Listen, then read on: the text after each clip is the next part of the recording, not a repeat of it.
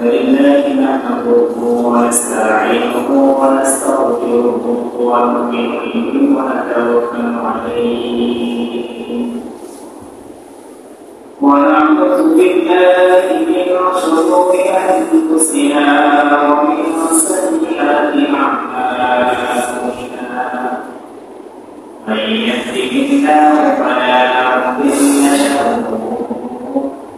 ومن يضلله فلا هادي له ونشهد أن لا إله إلا الله وحده لا شريك له ونشهد أن سيدنا وسندنا وحبيبنا ومولانا محمدا عبده ورسوله أرسله بالحق بشيرا ونذيرا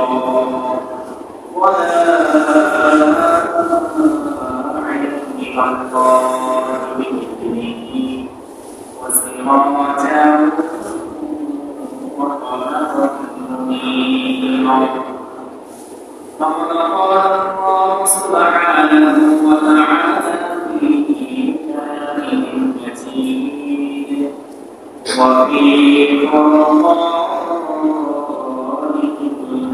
الحميد أعوذ بالله من الشيطان الرجيم بسم الله الرحمن الرحيم قال ما منعك ألا تسجد ألا تسجد إذ أمرتك قال أنا خير منه خلقتني من نار وخلقته من طين قال فاهبط منها فما يكون لك أن تتكبر فيها فاخرج إنك من الصاغرين وقال رسول الله صلى الله عليه وسلم أنبئوا بقر العبد ورب الناس أو كما قال النبي صلى الله عليه وسلم اللهم صل على محمد وعلى آل محمد كما صليت على إبراهيم وعلى آل إبراهيم إنك حميد مجيد اللهم بارك على محمد وعلى آل محمد كما باركت على إبراهيم وعلى آل إبراهيم إنك حميد مجيد الحمد لله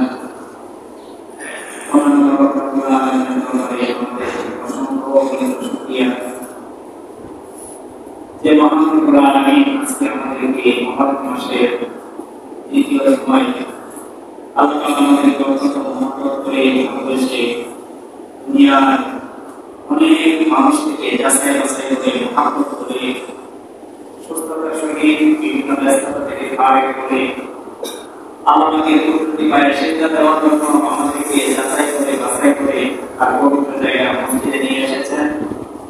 পাশাপাশি আল্লাহ রব্বুল আলামিন আমাদেরকে আমলের মধ্যে ইখলাসের সহিত কিছু আলোচনা শোনা এবং আলোচনা করার তৌফিক দান করেছেন।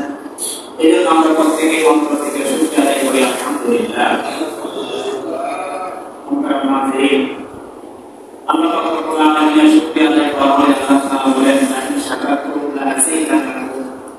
যখন আমার বান্দারা আমার শুকরিয়া আদায় করে আমার প্রশংসা আমার গুণগান করে আমি আল্লাহ তাআলা তার প্রতি অনেক অনেক খুশি হয়ে যাই এবং খুশি হয়ে আমি আমার সেই বান্দাকে আমার নিয়ামত আরো বাড়িয়ে দিই। সুবহানাল্লাহ। ওয়ালাইন কাফারতুম ইন্না আযাবি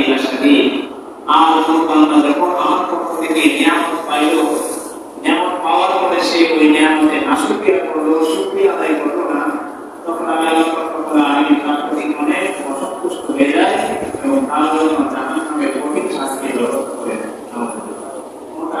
আল্লাহ তাআলা আমাদেরকে এই পর্যন্ত সুস্থ রেখেছেন, এই বছরের হায়াত 30 বছর 40 বছর পর্যন্ত আল্লাহ তাআলা দীর্ঘ হায়াত দিয়েছেন। এটা আল্লাহ পাকের অনেক বড় একটা নিয়ামত। এই নিয়ামতের শুকরিয়া আমি আপনি যদি সিজদায় করে আদায় করতে থাকি সারা জীবন, তখন আল্লাহ পাকের সেই শুকরিয়া আদায় করে না। আজকে আমাদের জুমার সংক্ষিপ্ত সময়ের মধ্যে আলোচনা করব অনেক গুরুত্বপূর্ণ একটা বিষয় সম্পর্কে, যে জিনিসটা আমাদের প্রত্যেকের অন্তরের মধ্যে রয়েছে। আর যার অন্তরের মধ্যে সরিষার দানা পরিমাণ এই বিষয়টা থাকবে, এই জিনিসটা থাকবে, তিনি বলেছেন কোন ব্যক্তির অন্তরে যদি সরিষার দানা পরিমাণ এই বিষয়টা বিদ্যমান থাকে, তো আল্লাহ তাআলা তার জীবনের সমস্ত ন্যায় আমলকে বরবাদ করে। আর সেই বিষয়টা হলো অহংকার, দাম্ভিকতা, তার প্রতি হিংসা প্রদর্শন করা।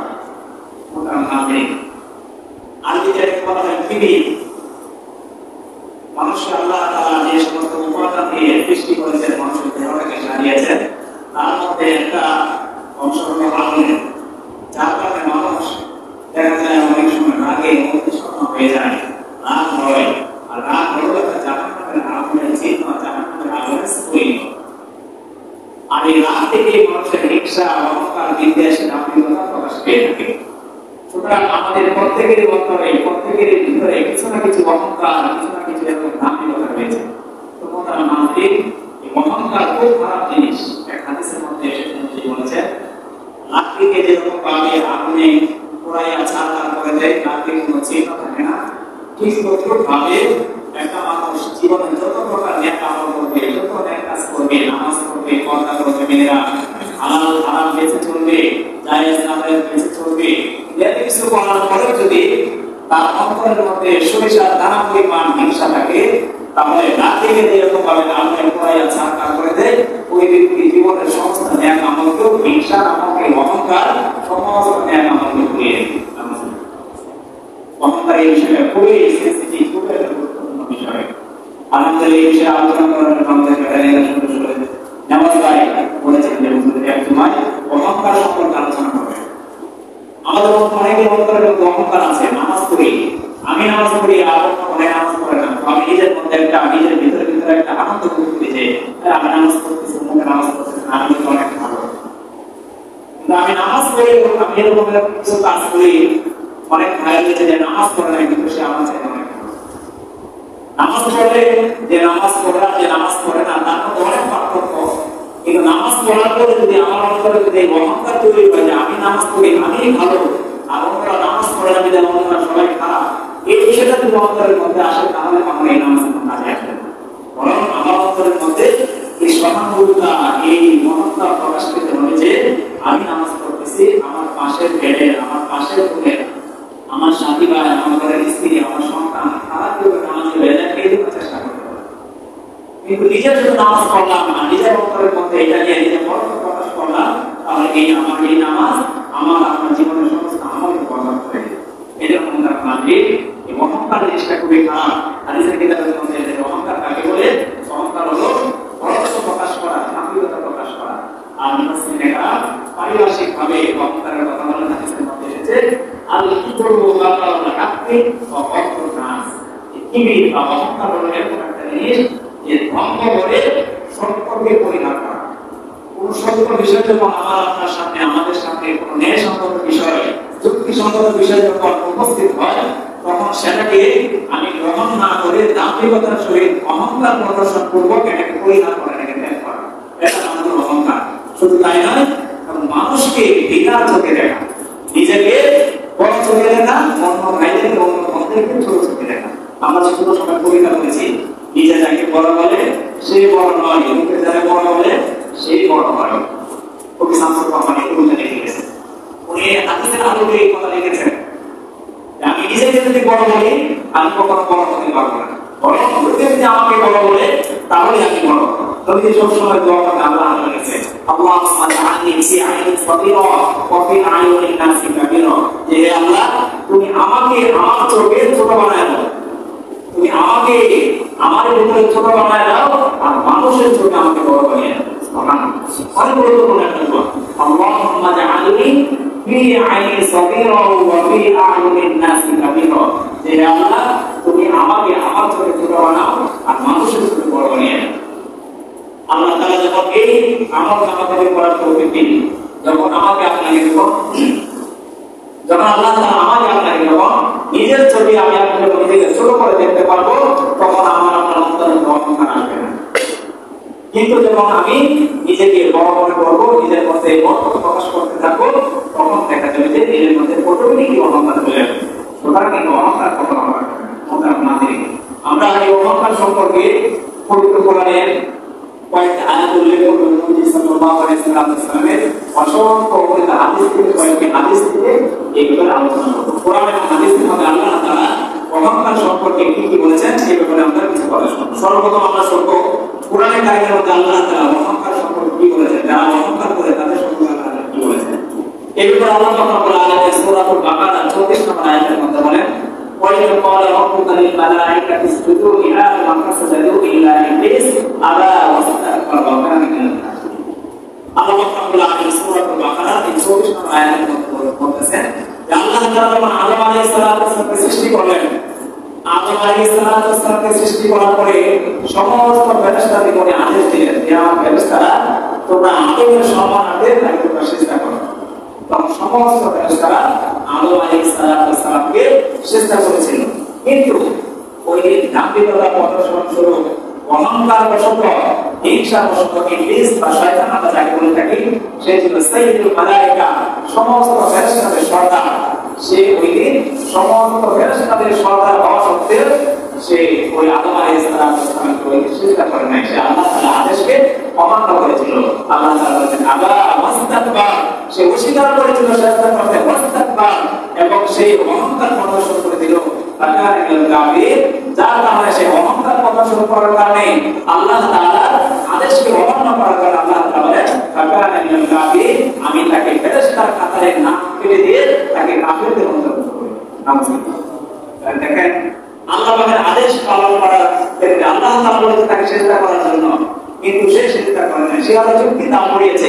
আল্লাহ তাআলা কোরআনে আয়াতের মধ্যে বলেছেন, সে যখন বলেছিল ক্বালা আনা খায়রুম মিনহু, আল্লাহ আমি না আদমের চাইতে উত্তম।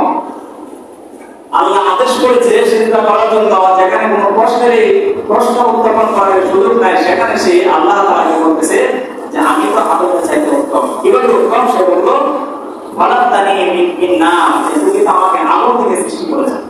আল্লাহ তাআলা ফেরেশতাদেরকে কি দিয়ে তৈরি করেছেন? আগুন দিয়ে তৈরি করেছেন। আর সে বলতেছে খলাকতানি মিন তিন, আর আগুন থেকে মাটি থেকে তৈরি করেছেন। মাটি নিচের দিকে যায় আর আগুনের স্ফুলিঙ্গ উপরের দিকে ওঠে। তুমি আমাকে আগুন দিয়ে তৈরি করেছেন, কারণ পশ্চিমকালে আমার দ্বারা সম্ভব নয়। এই মাটি নিচের দিকে যায়, মাটি দ্বারা আগুন তৈরি করেছে, মাটিকে আমি কখন চেষ্টা করবো? সেটা অহংকার করেছে। আমাকে আগুন থেকে তৈরি করেছ, আমি সবসময় উপরের দিকে যাবো, আর আগুনকে মাটি থেকে তৈরি করেছে, সে নিচের দিকে যাবে। সুতরাং উপরের জিনিস কখনো নিচে যেতে পারে না। আল্লাহ আদেশ করে অহংকার বশত পালন করে নাই। আল্লাহ আদেশ করে অমান্য করেছিল, আল্লাহ তাকে জান্নাত থেকে বিতাড়িত করেছিল এবং কিয়ামত পর্যন্ত তাকে মাসলুম হিসাবে, তাকে কাফির হিসাবে আল্লাহ তাআলা ঘোষণা করে দিয়েছেন। সুতরাং আমাদের অহংকার করার কারণে শয়তান যেভাবে আল্লাহ তাআলার কাছ থেকে মাহরুম হয়েছে, বঞ্চিত হয়েছে, আমাদের দ্বারা যদি কখনো অহংকার প্রকাশ পেয়ে যায়, আল্লাহ না করুন, আল্লাহ তাআলা আমাদেরকে তার রহমত থেকে বঞ্চিত করতে পারে। এরকম আল্লাহ রাব্বুল আলামিন অহংকার সম্পর্কে সূরা লুকমানের 18 নম্বর আয়াতের মধ্যে বলেন, ইন্নাল্লাহা লা ইউহিব্বু কুল্লা মুখতালিন ফাখুর, নিশ্চয় আল্লাহ রাব্বুল আলামিন ওই প্রত্যেক ব্যক্তিকে পছন্দ করেন না, লা ইউহিব্বু ভালোবাসেন না, কুল্লা মুখতালিন ফাখুর, যারা দাম্ভিকতা, যারা অহংকার প্রদর্শন করে। যারা কারণে অকারণে বিভিন্ন সময় নিজের অন্তর থেকে অহংকার বের করে, অহংকার প্রদর্শন করে, দাম্ভিকতা প্রদর্শন করে, আল্লাহ তাআলা বলেন আমি ওই সমস্ত লোকদেরকে কখনোই ভালোবাসি না। আল্লাহ যাকে ভালোবাসে না তার জন্য হেদায়েতের উপর থাকা, সিরাতুল মুস্তাকিমের পথের উপরে চলা তার জন্য অনেক কঠিন। আর আল্লাহ যাকে ভালোবাসে সে জীবনে যত প্রকার পাপে পড়ুক না কেন, সে অতি সহজে আল্লাহ পাবে সেই জান্নাতে প্রবেশ করবে। এরকম ভাবে অহংকার সম্পর্কে আল্লাহ রাব্বুল আলামিন সূরা ফুসসিলাতের 15 নম্বর এবং 16 নম্বর আয়াতের মধ্যে বলেন যে আজ জাতি ছিল, আল্লাহ রাব্বুল আলামিন আমাদের নবী মুহাম্মদ রাসূলুল্লাহ সাল্লাল্লাহু আলাইহি ওয়াসাল্লামের পূর্বে অনেক জাতি গোষ্ঠীকে দুনিয়াতে প্রেরণ করেছিলেন এবং সেই জাতি গোষ্ঠীর মধ্যে নবী প্রেরণ করেছিলেন। তাদের মধ্যে প্রথম একটা জাত ছিল, একটা জাতি ছিল আদ জাতি, তাদেরকে বলা হতো। এই আদ জাতিরা কি করতো? তারা অন্যায়ভাবে দুনিয়াতে বিভিন্ন ধরনের অহংকার প্রদর্শন করতো। শুধু তাই নয়, তারা বলতো যে আমাদের চাইতে অধিক শক্তিশালী দুনিয়াতে আর কেউ নেই। কারণ আল্লাহ তাদেরকে একটা স্পেশাল ক্ষমতা দিয়েছিলেন। তারা বড় বড় পাহাড় কেটে বড় বাড়ি তৈরি করতে পারত। আল্লাহ তাআলা তাদেরকে এই শক্তি দিয়েছিলেন, কিন্তু একটা সময় তারা ভুলে গিয়েছিল যে আল্লাহ তাআলা যে আল্লাহ আমাদেরকে এত শক্তি দিয়েছে, আমরা পাহাড় কেটে, আমরা বড় বড় গাছ কেটে বড় বাড়ি তৈরি করতে পারি, সেই আল্লাহ তাআলা ত্যাগ রয়েছে। তারা সেই আল্লাহকে ভুলে গিয়ে তারা আল্লাহর সাথে চ্যালেঞ্জ করে দিয়েছিল যে এক কথা আমরা শক্তিশালী এই পৃথিবীতে, আমাদের চাইতে আর কোনো শক্তিশালী নেই। তারা অহংকার কষ্টে জাতীয়তা প্রদর্শন করেছিল। আল্লাহ তাআলা সেই সূরার মধ্যে বলেছেন, পরবর্তীতে আল্লাহ তাআলা তাদের প্রতি এরকম আযাব নাযিল করেছিলেন যে আল্লাহ তাআলা তাদের প্রতি রিহান সাফসারান, কোরআনের মধ্যে এসেছে প্রবল বাতাস, প্রবল বায়ু তাদের এলাকার মধ্যে প্রদর্শন করেছিলেন, যার কারণে রাত্রিবেলা ঘোর অন্ধকারের মধ্যে তারা সেই বাতাসের মোকাবেলা করতে না পেরে সকলে মাটিতে পড়ে সেদিন নিহত হয়েছে। আল্লাহর সাথে, আল্লাহর ক্ষমতার সাথে শক্তিশালী তারা অহংকার প্রদর্শন করেছিল। সুতরাং আমাদের উচিত এই সমস্ত ঘটনাকে শিক্ষা নেওয়া যে আমি আপনি যতই সফল হই না কেন, প্রকৃতপক্ষে দুনিয়াতে কোনো মানুষের সফল না, বড় ব্যক্তি সবচেয়ে সফল। আল্লাহ তাআলা সূরা মুমিনের প্রথম আয়াতের মধ্যে বলেছেন, ক্বাদ আফলাহাল মুমিনুন আল্লাযীনা হুম ফি সালাতিহিম খাশিউন, ওই সমস্ত লোকের সফলতা যারা পাঁচ ওয়াক্ত নামাজ গুরুত্ব সহকারে করে এবং মৃত্যুর পরে আল্লাহ তাআলা তাদেরকে বিনা হিসেবে জান্নাত দান করেন। আমি আপনাদের বলতে পারি না আল্লাহ তাআলা আমাকে আপনাকে কাদেরকে জান্নাত দিবেন, কাদেরকে জাহান্নাম দিবেন। সুতরাং প্রকৃত সফল তো তারাই যারা এই আয়াত শেষ করার পরে পরকালের জিন্দেগিতে জান্নাত পেয়ে যাবে। সুতরাং যারা প্রকৃতপক্ষে সফল তাদের দ্বারা একমাত্র অহংকার করা শোভা পায়। আল্লাহ তাআলা বলেছেন, কিবরিয়া ও ইদারি, এক হাদিসে কুদসির মধ্যে এসেছে আল্লাহ বলেছেন যে অহংকার করা এটা একমাত্র আমার চাদর। দুনিয়াতে কোনো মানুষের স্বয়ং সম্পূর্ণ না। আল্লাহ তাআলা বলেন, কুলিকাল ইনসানু যায়িফা, যাকে আল্লাহ তাআলা এই আদম সন্তানকে অত্যন্ত অত্যন্ত দুর্বলভাবে সৃষ্টি করেছে। একটা বড় মাসুল সকালবেলা যখন তার মায়ের গর্ভ থেকে বের হয়, বিকালে সে দৌড়াদৌড়ি করে। আর আমি আপনি যখন মায়ের গর্ভ থেকে ভূমিষ্ঠ হই, 3-4 বছর কষ্ট পানির মধ্যে শুয়ে থাকতে সময় চলে যায়। তাহলে একটা বড় মাসুলের চাইতে আমাদের সৃষ্টিগত পরিণতি দুর্বল। আল্লাহ তাআলা আমাদেরকে দুর্বলভাবে সৃষ্টি করেছেন। সেই দুর্বল মানুষ যদি অহংকার প্রদর্শন করে, আল্লাহ তাআলা বলেন এটা এই মানুষের জন্য শোভা পায় না, বরং একমাত্র দুনিয়াতে আখিরাতে সমস্ত ধরনের নফরতের সমস্ত কিছুর মধ্যে আমি আল্লাহ তাআলা সম্পন্ন। তারা অহংকার করা একমাত্র আমার পক্ষে শোভা পায়, কোনো বনি আদমের পক্ষে কখনো অহংকার করা শোভা পায় না। তার নাজির এরকম ভাবে আল্লাহ পাক রব্বুল আলামিন সূরাতুল আরাফের 75 নম্বর আয়াতের মধ্যে বলেন যে আল্লাহ তাআলা দুনিয়াতে আরেকটা জাতিকে প্রেরণ করেছিলেন, জাতিকে বলা হয় সামুদ। সেই সামুদ জাতির লোকেরা কি করতো? ওই সমস্ত লোকেরা তাদের দলের যে নেতারা ছিল তারা অহংকার করে দুর্বলদেরকে বলতো। তারা বলতো যে তোমরা কি জানো তোমাদের ধর্মের মধ্যে যে নবী পাঠিয়েছে সেই নবী কি আল্লাহ তাআলার পক্ষ থেকে রাসূল? তাকে তোমরা রাসূল হিসেবে, নবী হিসেবে মানো? তোমরা তাকে রাসূল হিসেবে মানো না? তখন ওই সমস্ত দিনদার মুসলমানরা উত্তর দিয়েছিলেন, হ্যাঁ অবশ্যই আমরা সালেহ আলাইহিস সালামকে রাসূল হিসেবে মানি। তখন ওই সমস্ত নেতারা বলেছিল যে হ্যাঁ তোমরা তাকে রাসূল হিসেবে মানো ঠিক আছে, কিন্তু আমরা তাকে অস্বীকার করলাম, আমরা তাকে কখনো রাসূল হিসেবে মানি না। তারা অহংকার বশত তাদের হাতে ক্ষমতা ছিল, তারা অনেক শক্তির অধিকারী ছিলেন, যার কারণে দেখা গিয়েছে যে ওই দুর্বল লোকদেরকে তারা কটাক্ষ করতো, উচ্চতা চিহ্ন করতো, বিভিন্ন ভাবে ঘেরা পরিপূর্ণ করতো। আর তারা বলতো যে তোমরা তাকে নবী হিসেবে মানতে পারো, কিন্তু আমাদের কাছে অনেক ক্ষমতা রয়েছে, আমরা তাকে নবী হিসেবে মানি না। আর এটা তারা কেন বলেছিল? তারা অহংকার বশত। কেন অহংকার এসেছিল তাদের কাছে? তারা ক্ষমতা মানছিলেন, তারা শক্তিধর ছিলেন। সুতরাং ক্ষমতা থাকলে, শক্তি থাকলে অহংকার প্রদর্শন করতে হবে, সেটা এরকম না। এরপর আল্লাহ তাআলা বলেন যে আল্লাহ তাআলা তাদের প্রতি এরকম আযাব নাযিল করেছিলেন। আল্লাহ তাআলা আকাশ থেকে বৃষ্টি, আগুনের উল্কাপিণ্ড তাদের সেই জনপদের মধ্যে প্রেরণ করেছিলেন, যার কারণে তারা ওই দিন তাদের শরীরে, যাদের শরীরে উল্কাপিণ্ড পড়েছিল, আল্লাহ তাআলা প্রত্যেককে সেদিন নিশ্চিহ্ন করে দিয়েছিলেন।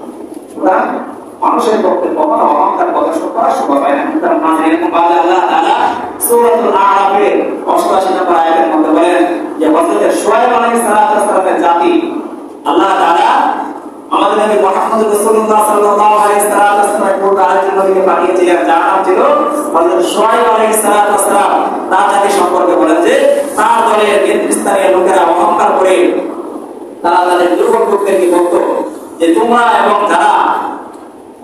দুর্বল মুসলমানরা এবং যারা হযরত শুআয়ব আলাইহিস সালামের উপরে ঈমান এনেছো, তোমরা আমাদের এলাকা ছেড়ে অন্যত্র চলে যাও, অথবা তোমরা যে শুআয়ব আলাইহিস সালামের প্রতি বিশ্বাস স্থাপন করেছো সেই বিশ্বাস থেকে তোমরা ফিরে আসো, সেই ধর্ম থেকে তোমরা ফিরে আসো। আর সমস্ত লোকেরা অহংকার বশত এই কথাটা ত্যাগ করেছিল। আল্লাহ তাআলা ওই সমস্ত লোকদের খুশিতে অপরাধের কারণে, অহংকারের কারণে অনেক বড় শাস্তির মধ্যে পতিত করেছিলেন।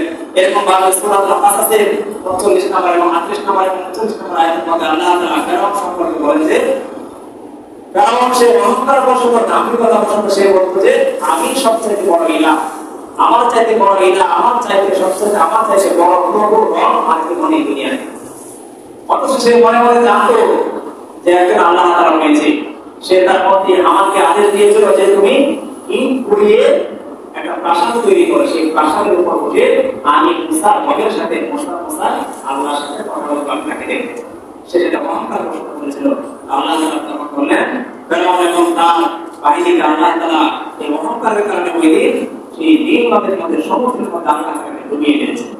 আল্লাহ তাআলা বলতেছেন যে সে অহংকার প্রদর্শন করেছিল যে তার চাইতে বড় রব, তার চাইতে বড় খোদা দুনিয়াতে কেউ নেই। কিন্তু ফেরাউনের ব্যাপারে তাফসীরে কিতাবের মধ্যে এসেছে সে সারাদিন তার সেই রাজা প্রজাদের সামনে সে নিজেকে প্রভু হিসেবে প্রকাশ করতে দিত। রাতের বেলা অন্ধকারে সে আল্লাহ তাআলার কাছে একাগ্র চিত্তে সে একা গিয়ে আল্লাহ তাআলার কাছে জিজ্ঞেস করতো যে আল্লাহ, আমি তো জানি তুমি একজন রব রয়েছো, কিন্তু আমি আমার ভিতর থেকে অহংকারকে দূর করতে পারি না, যার কারণে দিনের বেলায় আমি আমার প্রজাদের সামনে নিজেকে রব হিসেবে প্রকাশ করি। সে আল্লাহ তাআলা একজন ছিল এটা জানতো, কিন্তু প্রকৃতপক্ষে সে মানতো না। যার কারণে আল্লাহ তাআলা যখন মুসা আলাইহিস সালামকে আদেশ দিয়েছিলেন যে বনী ইসরাঈলকে নিয়ে এই সমুদ্র পাড়ি দিয়ে অন্যত্র চলে যাও, তখন ফেরাউন তাদেরকে আক্রমণ করার জন্য পিছন দিকে ধাওয়া করেছিল। যখন তারা সমুদ্রের মাঝপথে পৌঁছলো, আল্লাহ তাআলা সেই ফেরাউন এবং ফেরাউনের বাহিনীর সমস্ত দম্ভকে, অহংকারগুলি নিশ্চিহ্ন করে দিয়েছিলেন। সেই সমুদ্রের মধ্যে ডুবিয়ে তাদেরকে হত্যা করেছিলেন।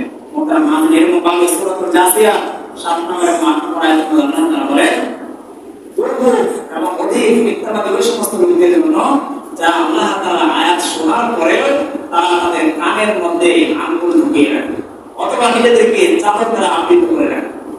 আল্লাহ তাআলা এই আয়াতের মধ্যে বলতেছেন কিছু মানুষ রয়েছে যখন কোরআন এবং হাদিসে আলোচনা করা হয়, দ্বীনে আলোচনা করা হয়, যখন আল্লাহ তাআলার পক্ষ থেকে আল্লাহর বান্দারা তাদেরকে নামাজের দাওয়াত দেয়, বিভিন্ন বিষয়ে দাওয়াত দেয়, তখন তারা এই ভালো কথাগুলোকে, আল্লাহর এই নিদর্শনগুলোকে যেন না শুনতে পায়, এই জন্য তাদের কর্ম করে তাদের কানের মধ্যে আঙ্গুল প্রবেশ করে রাখে এবং তাদেরকে তারা নিজেদেরকে চাদর দিয়ে, বিভিন্ন কাপড় দিয়ে আবৃত করে রাখে। আল্লাহ তাআলা বলেন যে ওই সমস্ত লোকদের জন্য দুর্ভোগ, তারা অহংকার বশত করে থাকে, তারা জানে না যে একদিন আমি আল্লাহ রাব্বুল আলামিনের সামনে তাদের হাজির হতে হবে। মুহতারাম মুআজ্জিন, এই জন্য অহংকার খুব খারাপ জিনিস। এই অহংকার কখনো আমাদের মধ্যে প্রশ্রয় দেওয়া যাবে না। এরপরে আল্লাহ রাব্বুল আলামিন সূরা আল-আনকাবুতের 39 নম্বর আয়াতের মধ্যে বলেন, সেই আয়াতের মধ্যে আল্লাহ তাআলা আলোচনা করেছেন কারণ হামান এরকম ওই ফেরাউন সম্পর্কে। আল্লাহ তাআলা বলতেছে যে তাদের কত ক্ষমতা ছিল, কারণ তার সম্পদে, তার গোডাউনের চাবি বহন করার জন্য প্রায় 100টার উপরে উঠেই ছিল। তাহলে তার সম্পদের পরিমাণ, তার টাকার পরিমাণ, তার গোডাউনের পরিমাণ কি পরিমাণ ছিল? মুহতারাম মুআজ্জিন, তাকে এত ক্ষমতা দিয়েছিল। এরকম ভাবে হামান ছিল ফেরাউনের মন্ত্রী, তার অনেক ক্ষমতা ছিল, আর ফেরাউন ছিল অনেক ক্ষমতাধর। আল্লাহ তাআলা বলতেছেন যে তারা এত ক্ষমতাবান হওয়ার পরে তারা এই দুনিয়াতে টিকতে পারে নাই, কারণ তারা অহংকার প্রদর্শন করেছিল। তারা আমি আল্লাহ তাআলাকে রব হিসেবে মানে নাই। সুতরাং আজকে দুনিয়া রাজাবাদশারা যারা ক্ষমতা পেয়ে ক্ষমতার অপব্যবহার করতেছে, যারা শক্তি প্রয়োগ করতেছে, অন্যায়ভাবে যারা মানুষের উপরে জুলুম নির্যাতন করতেছে, তাদের জেনে রাখা উচিত যাতে আল্লাহ তাআলা ওই সময় ছিলাম, এখনো আছি, ভবিষ্যতে থাকবো।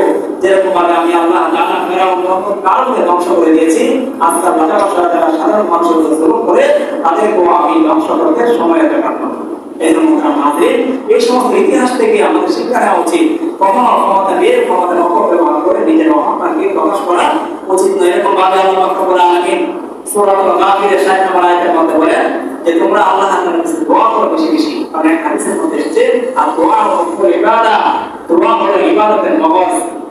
মুহতারাম মুআজ্জিন, এরকম ভাবে আল্লাহ তাআলা বলেন যারা আল্লাহ তাআলার কাছে দোয়া করতে জানে না, আল্লাহ তাআলার কাছে চাইতে জানে না, তারা হলো আল্লাহ তাআলার কাছে ওই দিন অহংকার বশত যেহেতু তারা আল্লাহর কাছে চায় না, আল্লাহ তাআলা পরকালে তাদেরকে লাঞ্ছিত এবং বঞ্চিত করবেন। আল্লাহ তাআলা আমাদের এই যে আল্লাহ তাআলা কোরআনের মধ্যে অহংকার সম্পর্কে আয়াত করেছেন, এখানে আমাদের 10টা আয়াত কথা আমি বললাম।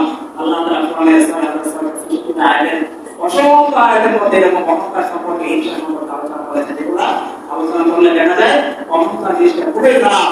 আমি আপনার যতই ন্যাক আমল করি না কেন, আমার ন্যাক আমলকে মুহূর্তের মধ্যে পুড়িয়ে দিয়ে যদি আমার সংসারের মধ্যে হিংসা থাকে। এবার একটা হাদিস থেকে কিছু আলোচনা শুনবো, যেগুলো নবী সাল্লাল্লাহু আলাইহি ওয়াসাল্লাম হাদিসের মধ্যে বলেছেন যে অহংকার করলে কি হবে। আল্লাহ তাআলা কি মুসলিম শরীফের 168 নম্বর হাদিসের মধ্যে বলেন অহংকার ব্যক্তি যে অহংকার করে সে ব্যক্তি কখনো জান্নাতে যাবে না।